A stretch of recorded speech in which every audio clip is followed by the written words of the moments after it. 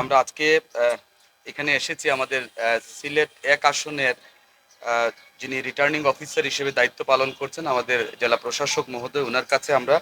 আমাদের ধানের শীর্ষের প্রার্থী জনাব খন্দকার আব্দুল মুক্তাদিরের পক্ষে আমরা একটা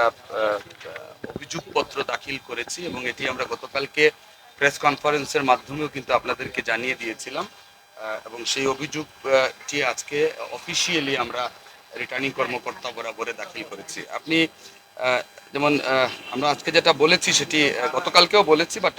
উনি যেটি দাখিল করেছেন সেই মনোনয়নপত্র নোটারাইজড হলফনামা, সেখানে তিনি যে তথ্য এবং সম্পূর্ণ তথ্য দিয়েছেন বলে যে ঘোষণাপত্রটি দিয়েছেন, যে শপথপূর্বক যে ঘোষণা দিয়েছেন, সেখানে আমরা জানতে পেরেছি যে ওনার যে লোনগুলো আছে ব্যাংকের সাথে, ওনার ঋণ সংক্রান্ত যে ইনভলভমেন্টগুলো আছে সেটি ওনার হলফনামায় উল্লেখ করেননি। সেটি আমরা আমাদের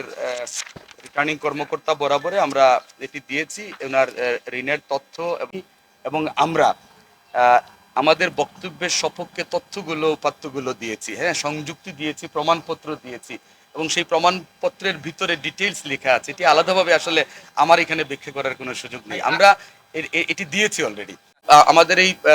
তথ্যগুলো যদি প্রমাণিত সত্য হয় তাহলে একজন